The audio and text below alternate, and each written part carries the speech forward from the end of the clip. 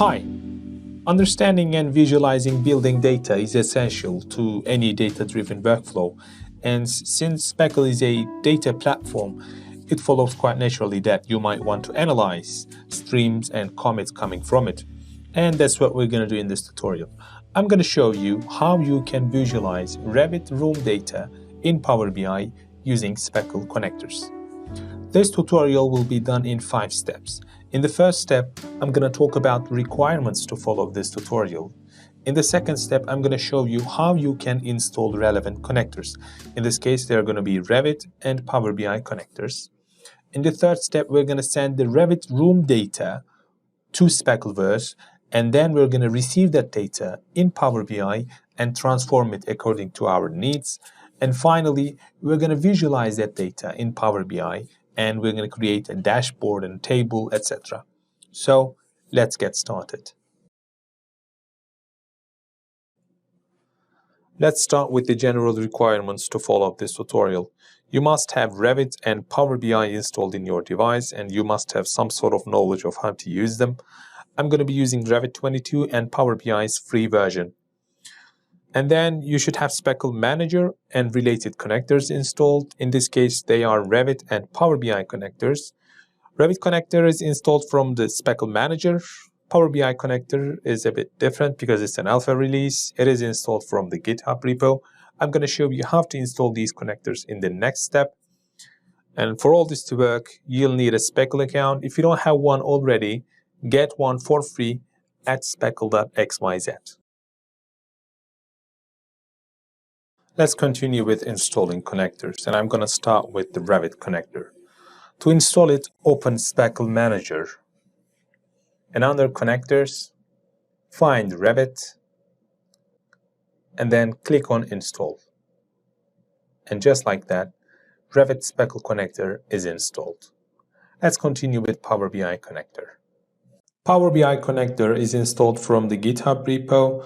Link to that is in the description down below. So in the GitHub page, go to Releases. So at the time of this recording, the latest version was 0.07. And from here, download the speckle.mez file. So we're going to copy the speckle.mez file into a specific location in File Explorer. And that location is under Documents, Power BI Desktop, and Custom Connectors. If you don't see this folder in your Explorer, just create one and name it as Custom Connectors. The next step will be actually moving the speckle.mez file into this specific location. So now we're done with the File Explorer. Let's go to Power BI. In Power BI, go to File, Options and Settings, and Options. Under Security and Data Extensions, default setting is set to Recommended. I'm going to switch that to Not Recommended and click OK. This will allow Speckle to be listed under Data Sources. I'm going to restart Power BI and click on Get Data again, and I'm going to search for Speckle. And just like that, Speckle is available under Data Sources. We're going to be using a modified version of the Advanced Sample project in this tutorial. And what we have done is we have filled some random values for floor finish, wall finish, and ceiling finish parameters. And then we have assigned some values for the department parameter. Let's go back to 3D view and create a Speckle stream. To do that, I'm going to go to Add-ins and click on Revit Connector. And then I'm going to click on this big blue button. Then I'm going to type in the stream name. In this case, it's going to be PBI_Advanced Sample Project. Now we are done with creating a stream. Let's send some room elements from Revit. To do that, I'm going to click on the blue button in the middle and set Edit Objects Filter. And then in here, I'm going to type in the category name. In this case, it's going to be Rooms category. What this is going to do is, it's going to select all the elements that belongs to that category. And then if I click on Send, it's going to send all the elements that belongs to the selected category, so we don't really need to select them manually. To receive Speckle data in Power BI, first we need the stream URL. At the time of this recording, Power BI connector only supports receiving streams and branches. It doesn't support receiving comments. So I'm going to copy the stream URL and come back to Power BI. Then I'm going to click on Get Data. Let's search for Speckle. If you installed Speckle connector correctly, you should be able to see it. Then I'm going to click on Connect. Let's paste the stream URL and click on OK.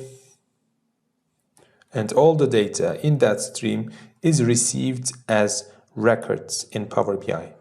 I'm going to click on Transform Data. And let's clean our data before processing, creating reports and dashboards. So for some reason, Power BI connector receives an extra row with a null value. So I'm going to remove that blank row before continuing. So I'm going to click on Remove Rows and remove blank rows. Then I'm not going to directly edit the received data. I'm going to create a reference to it. So I'm just going to right click in Query One and click on Reference.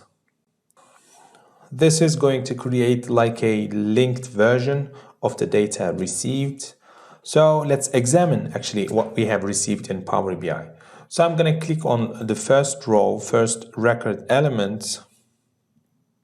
Then I can see its parameters right here. So as you can see, its speckle type is objects.geometry.mesh. I'm going to click on the second record. It is same objects.geometry.mesh. I'm going to do the same thing, objects.geometry.mesh. And in the fourth record, I have speckle type of objects.buildElements.room. So this says something that Power BI connector receives the geometry, mesh geometry as well. So let's count how many rows do we have in here. So as you can see, I have 182 records. So I'm going to come back to Speckleverse and let's examine our comments in our browser actually. So I'm going to, as you can see, I have 91 rooms. So 182, 91, which means that Power BI receives mesh geometry, 91 mesh geometry, and 91 room objects in here. So what I'm going to do is I'm going to access from this records, I'm going to get their speckle type value. Then I'm going to filter the objects.buildElements.rooms only. Okay, let's do that. I'm going to click on here and I'm going to add a custom column. Then this is going to be their speckle type. And we're going to use a function called record.field, which allows us to access to a parameter of a record. So from the data, access their speckle underscore types. So as you can see, the speckle types of all the records received is right here. So as you can see, I have meshes and rooms, and I don't have any other speckle type of elements.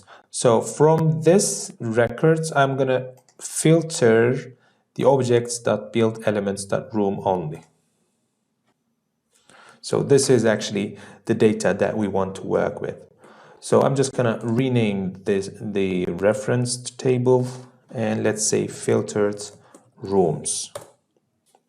All right, so I'm actually going to create another reference, but this time I want to reference to the table that we have just filtered rooms from. So I'm just going to right click on it and click on reference. This will create like a copy of the table that we have just created. All right, so let's see what we have in this table. So I'm going to click on one of the records. And as you can see, this record has all the ID, area, name, level, etc. But I only want to access its parameters. So I'm going to click on this icon in here. And from all the columns this record has, expand parameters only, and click OK. So this will give the parameters value of each record. Then let's see what do we have as the parameters. I'm going to click on one of them. And as you can see, I have the room area, room name, level name, room department, room finish wall, room finish floor, and all the other parameters that the room element has in Revit. But I only want to access a couple of them, so I'm going to do the same thing again. I'm going to click on this, but this time I'm going to expand the room area, room name, their level, their department, finish wall, finish floor, and finish ceiling. Instead of using use original columns as prefix, I'm going to uncheck that and click OK. And just like that, we have expanded all the parameter values of a room object. All right, so the values are also a record, so we need to expand and get the value parameter of each attribute. So let's do that. I'm going to click on this and let's get the value. But this time I want to use the original column name as prefix, and I'm going to click on OK. And just like that, we have the room area values. I'm going to do the same thing for all the columns. All right, now we have expanded all the data. Let me rename this query into room data, and let's load this into Power BI and visualize this data in the next step. All right, now is the exciting part. We're going to build some visuals with our data. So let's start by building a card that shows the total area of our rooms. So I'm going to click on card and drag the area into the data fields input. And looks like we have forgot to change our area columns data type because it shows the first and last, but it doesn't show the sum of our area. So to change its data type, I'm going to click on transform data. Let's go to room data and change its type from general to decimal number. I'm going to click on close and apply. Okay, so now it shows the minimum value of the areas. So I'm going to click on this and let's show the sum. All right, this is the total area of our rooms. I'm going to add another card, and in this card, I want to show the count of my rooms. So I'm going to drag and drop the room names, and from here, I want to show its count. So as you can see, I have 91 rooms. By the way, I'm going to change this room area value to total area in this card.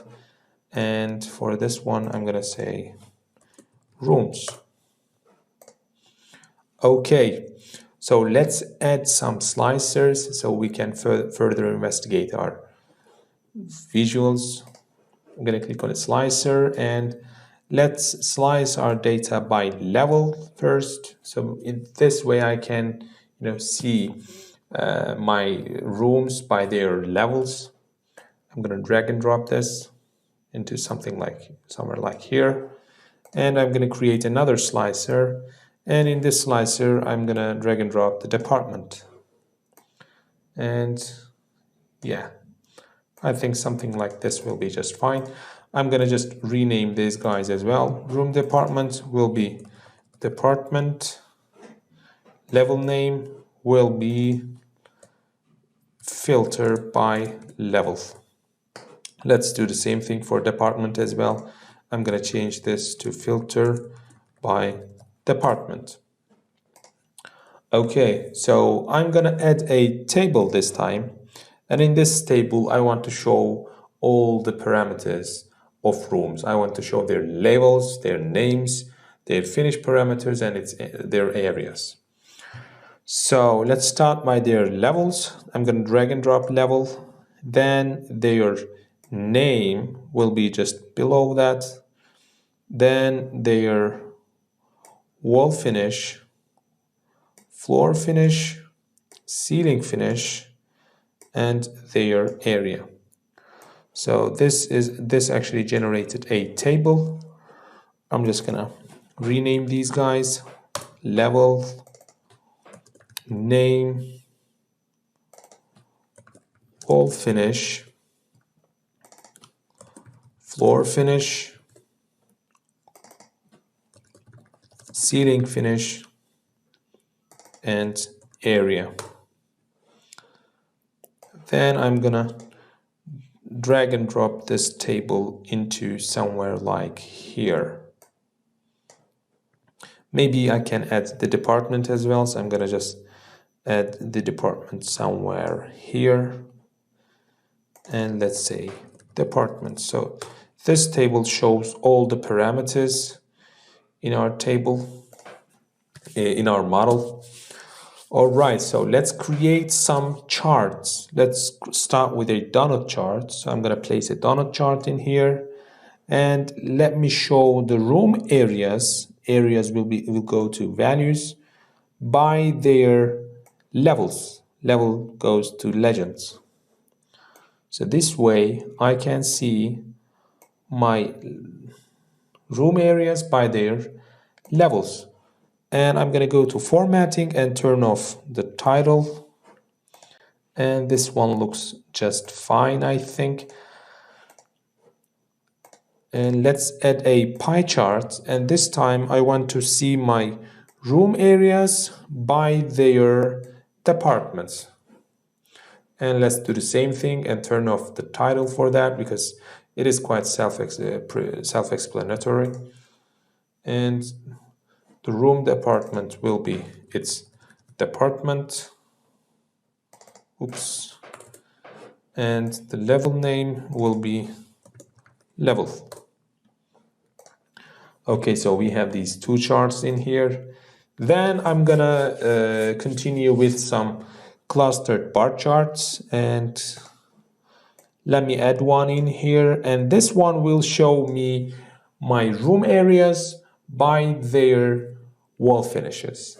So I'm gonna drag and drop the room area to the values again, and my axis will be my wall finishes.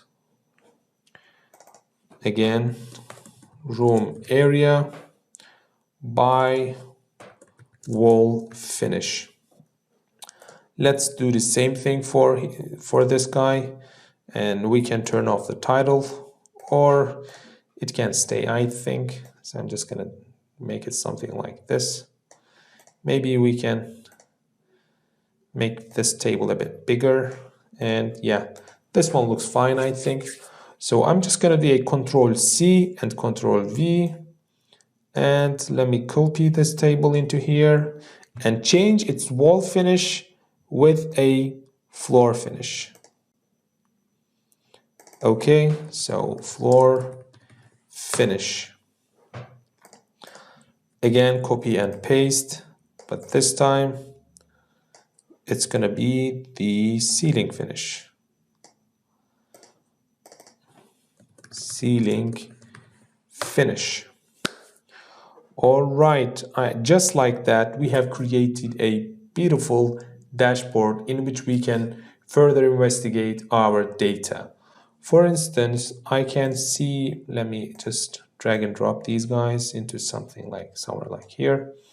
Okay, so what I can do is, for instance, maybe you want to see your customer want to see its room data by level. For instance, I want to know how many rooms do I have in the first floor. So I'm just going to click on entry level, and as you can see, I have 31 rooms and total area is 1.54K.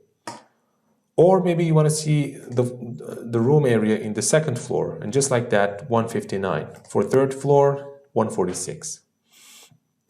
And maybe you want to see the circulation area in the second floor, just like that. As you can see, it's 785 square meters. Let me show you another example. Maybe you want to see the rooms in second floor in which their wall finishes are set as WFO2.